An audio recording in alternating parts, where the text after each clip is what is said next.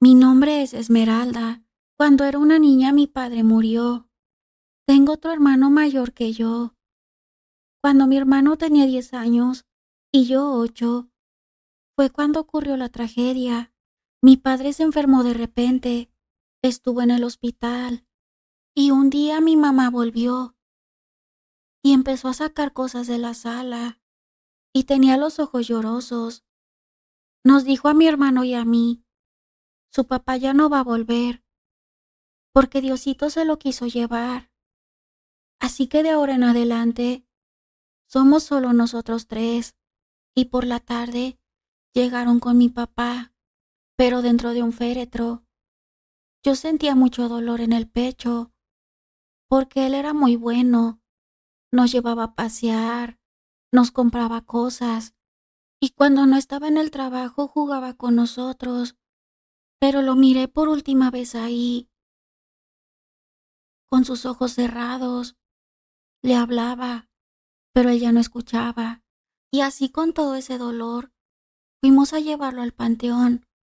Fue muy dura la vida después de que mi papá falleció, porque mi mamá no tenía forma de mantenernos, así que empezó a trabajar en lo que podía y poco a poco se volvió una mujer amargada y regañona, más cuando llegaba cansada o regañada por la patrona. Nos pegaba por cualquier cosa, como si nosotros tuviéramos la culpa. Mi hermano empezó a trabajar muy chico, apenas tenía 13 años cuando ya no fue a la escuela porque tenía que trabajar. Pues pasó el tiempo y mi mamá conoció a Enrique, un hombre que mi madre veía como a un dios. Le dijo que él se encargaría de mantener la casa, que la iba a sacar de trabajar. Mi hermano ya tenía 17 años y aunque trabajaba y le daba algo de dinero a mi mamá, para ella no era suficiente y yo me quedaba en casa para hacer todos los quehaceres y tener la comida lista. Pues llegó Enrique a vivir con nosotros. A mí me caía muy mal ese señor, pero no tenía ni para dónde irme.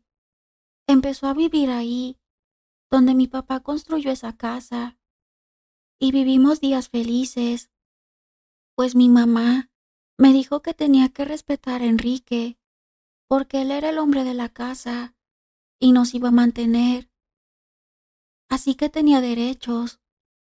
Pasaron los meses y mi hermano tuvo un pleito con ese hombre, y todo porque Beto invitó a uno de sus amigos a la casa. Lo regañó como si fuera un niño.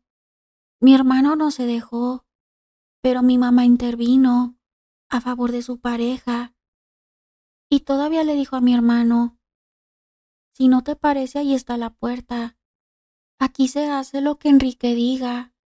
Entonces mi hermano se encerró en su cuarto y pasó algo que aún tengo en mi mente.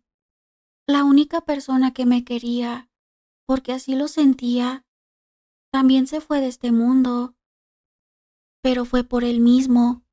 Se quitó la vida, ya no soportó, o en un rato de coraje lo hizo, para que nuestra madre se sintiera culpable, o no sé lo que pasó por su mente. El caso que me dejó sola, con tanto dolor. Y sí, les cuento que mi mamá no soltó ni una lágrima por mi hermano. Parecía que se quería deshacer de él. No quedaba nada de la madre amorosa de cuando vivía mi papá. Todo era Enrique, toda su vida era él. Mi hermano se suicidó y parecía que nada había pasado. A mí se me desgarraba el alma, mientras que mi mamá dijo, pues ni modo, él así lo quiso. Y sepultamos a mi hermano con mis lágrimas, con tanto dolor de mi parte. La vida continuó y fue peor para mí. Yo pensaba, voy a buscar a dónde irme, pero a mí me tenían de criada. Pasó el tiempo y pedí permiso para trabajar. Eso sí, Tenía que dejar la casa limpia antes de irme al trabajo. Esa fue la condición. Me puse a trabajar para juntar el dinero para irme de la casa. Eso tenía en mente. Pero claro, un trabajo de medio tiempo era muy poquito mi sueldo. Así que estuve juntando por unos años con la esperanza de salir de esa casa, donde parecía que mi madre era también madrastra. Sufrí malos tratos de los dos. Cuando cumplí 18 años, estaba decidida a irme de la casa. Ya era mayor de edad.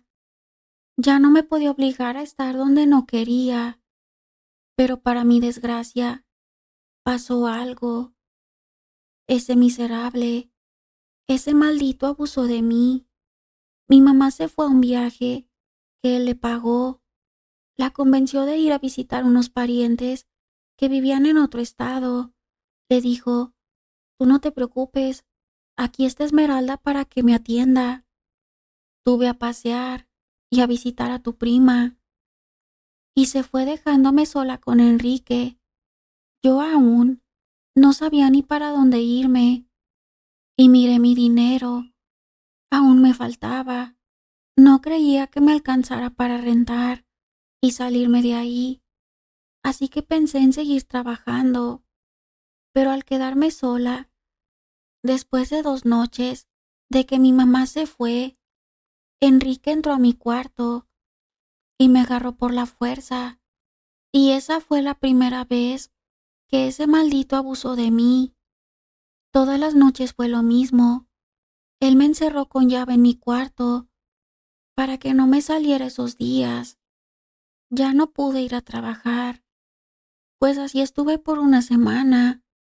Y cuando mi mamá iba a llegar, me dejó salir y me dijo el descarado: si le quieres contar a tu mamá, dile lo que quieras, no te va a creer. Y así fue. Le conté todo cuando ella llegó, y lo que hizo fue darme una bofetada en mi boca y decirme que todo era una mentira, y que si pasó algo fue porque yo lo provoqué, y me corrió de la casa, me echó a la calle. No le importó nada de lo que le conté. Recogí mis cosas con ese mismo dolor en el pecho que sentí cuando murió mi padre y después cuando murió mi hermano. Me fui sin saber a dónde con el poco dinero, porque en realidad era poco, para empezar una vida sola y sin trabajo. Solo me compré un pasaje para la ciudad y le pedí a mis muertos que me acompañaran, que no me dejaran sola. Y así llegué a la ciudad, caminando por las calles. Me dio hambre y decidí llegar a un pequeño restaurancito donde atendí a una señora muy amable. Solo pedí un vaso con agua y un taquito de frijoles. La señora me miró y me preguntó: ¿estás bien, muchacha? Tus ojos están tristes, apagados. Y entonces me solté llorando. Ya no podía más y le conté todo. ¿Y saben qué? Ella también lloró porque me contó que así también tuvo una vida triste, con otra historia, pero al final sufrió igual la soledad y el abandono. Fue huérfana, se casó, pero el esposo la dejó por otra mujer. Se quedó sola con 3 hijas pequeñas. Trabajó en lo que pudo y logró darles estudio ella solita. Pudo poner su restaurante a base de trabajo y de sacrificio. Así que doña Lolita me adoptó. Desde ese día fue como una madre para mí. Sus hijas también se fueron y la dejaron sola. Así que me abrazó y me dijo: no te preocupes, te voy a dar un lugarcito en mi casa y también te voy a dar trabajo. Sentí un gran alivio y agradecimiento, pues me fui a vivir con doña Lolita. Ahí estaba, cuando después de 2 meses me di cuenta de que estaba embarazada de ese maldito. Al principio me llené de miedo. Pensaba, ¿qué voy a hacer con una criatura yo sola, si no puedo ni conmigo? Le conté a doña Lolita y me dio ánimo. Me dijo, no reniegues de tu hijo, es un angelito, aunque no sea del amor, pero es tu hijo. Entonces se me quitó el miedo, me toqué mi vientre y le dije a mi bebé que tendría la mejor madre del mundo, que lo iba a cuidar, que no dejaría que nadie le hiciera daño. Y lo esperé con todo el amor del mundo. Nació y desde ese día lo amé. Pasaron los años y yo seguía trabajando y viviendo con doña Lolita. Sus hijas poco le hablaban, solo les escuchaba su voz por teléfono. Se le llenaban sus ojitos de lágrimas porque nunca la visitaban. Según ellas, no tenían tiempo y estaban muy lejos donde ellas vivían. Pues cuando mi hijo cumplió 6 años, doña Lolita se enfermó de gravedad. Les hablé a sus hijas y solo vinieron para el funeral y a vender la casa y el negocio, y yo me quedé de nuevo en la calle. Pero una conocida me consiguió un trabajo en una fábrica, así que me cambié lejos de donde vivía con mi ángel, que para mí eso fue doña Lolita. Llegué a una colonia cerca de donde iba a trabajar y por suerte ahí mismo había una escuela a unas cuadras de la casa que renté. Todo parecía que se me estaba acomodando. En la fábrica me dieron el turno de la tarde.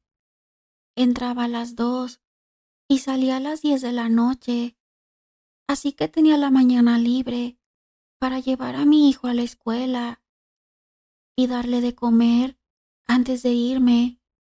Y no había de otra más que dejar a mi Betito solo, pero le encargaba que no le fuera a abrir a nadie. Mi consuelo era que la fábrica no quedaba lejos de la casa, y si pasaba algo, en unos minutos llegaría. Pues así pasaron 2 años, y mi hijo cumplió 8 años, y aprendió a estar solo por las tardes, mientras me iba a trabajar. En la colonia había un señor. Siempre pasábamos por ahí para ir a la escuela. Él era mecánico. Ahora les cuento lo más doloroso que viví, aparte de la muerte de mi padre y de mi hermano, y de mi violación. Voy a empezar así. Yo no pedí venganza. La venganza me la pidió mi hijo, con sus ojos apagados y su voz que ya no volvió a ser la misma. Mi niño tenía apenas 8 años. 8, la edad en que uno debería estar jugando, corriendo, soñando, no escondiéndose bajo de la cama. Cada vez que oye un golpe en la puerta, todo empezó un día que llegué del trabajo y lo noté raro, pálido, callado, como si el alma se le hubiera escapado. Pensé que era fiebre o que se había peleado en la escuela y no me había contado, pero cuando fui al baño vi los moretones y me dio un vuelco el corazón. Se negó a hablar, solo me miró con unos ojos que gritaban todo lo que su boca no podía decir. Lo llevé con una psicóloga y después de varios intentos soltó una palabra que me revolvió el estómago. El señor del taller, ese vecino, un hombre ya mayor que arreglaba bicicletas y motores, siempre había sido amable, siempre lo saludábamos. Maldita sea, ¿cómo me engañó ese desgraciado? Fui directo a la policía, grité, lloré, rogué, pero no, que no había pruebas suficientes, que el niño podía estar confundido que no podían hacer nada. ¿Cómo que no podían hacer nada? ¿Y yo qué hacía con el alma hecha trizas? Con el miedo de que saliera a la calle y se lo volviera a encontrar. Una vecina me vio llorando, sentada en la banqueta. Me conocía desde que llegué a vivir ahí y sin preguntar me dijo, si la ley no castiga, hay formas más antiguas que sí. No le respondí, solo la seguí. Me llevó con una señora que vivía a las afueras del pueblo, alejado de la ciudad. Una viejita con trenzas largas y ojos que te miraban el alma. En cuanto me vio, me dijo, traes el dolor de una madre que ya cruzó el umbral de la paciencia. Y así fue como empezó todo. La señora me pidió algo del agresor. Conseguí un trapo sucio del taller donde trabajaba. Me pidió además una foto, tierra de panteón, un pedazo de carne cruda y lo más extraño, el cerebro de una cabra negra. Me ayudó a conseguirlo todo. Cuando lo tuvo, armó un entierro en un cruce de caminos, justo a la medianoche. Me dijo, esta brujería es para que lo que hizo lo consuma por dentro, para que su mente se pudra, como la carne que tocó lo sagrado, sin permiso. Pasaron 2 meses. No supe nada de él, hasta que me enteré por el carnicero del barrio. ¿Supiste del viejo del taller? Dicen que está loco, que se encierra, que se revuelca en el suelo, gritando que lo están quemando por dentro. Una parte de mí sintió miedo, pero otra parte respiró por primera vez desde aquel día. No le dije nada a nadie, solo le preparé a mi hijo su desayuno favorito y lo abracé como nunca. Tiempo después, el hombre fue internado en un hospital psiquiátrico. Decían que se arrancaba el cabello y gritaba nombres de demonios. Nadie podía con él, pero una mañana lo encontraron muerto, con la boca abierta y con un gesto de horror. Nadie supo lo que le pasó. Yo volví a la viejita y le llevé un pan y café. Le dije, gracias. Me respondió, tú no me des las gracias a mí. Dale gracias al espíritu que te escuchó. A veces, cuando la justicia duerme, el mundo oscuro despierta por los gritos de una madre. Mi hijo aún tiene heridas, pero van sanando poco a poco. Y yo ya no tengo miedo, porque sé que si la vida me pone otra vez entre el amor y el dolor, el amor me convertirá en fuego, y el fuego, si lo invocan bien, arde hasta la raíz. Y si alguien se atreve a tocar otra vez a mi hijo, no tendré compasión. Así me condene y pare en el infierno. Sé que algunas personas me van a criticar por dejar solo a mi hijo, pero no están en mis zapatos, no saben el sacrificio y el dolor de sacar sola a un hijo y sin tener familia, nadie que te ayude. Las que lo han vivido me entenderán. Mandé mi historia en forma de desahogo, de sacar un poco el dolor que tengo atorado en el pecho, solo de imaginar a mi niñito sufriendo lo que yo sufrí, con su cuerpecito lastimado y frágil, sin poderse defender de un degenerado. Nadie entiende el dolor ajeno hasta que lo vive. Antes de despedirme, me gustaría mandar saludos a Rosa Rivera, que nos escucha desde México, para José Luis. No sabemos desde dónde nos escuchas, pero te mandamos un fuerte abrazo. A todos y cada uno de ustedes, Les agradezco mucho por el apoyo. Les mando un fuerte abrazo. Por ahora me despido y nos vemos en el próximo video.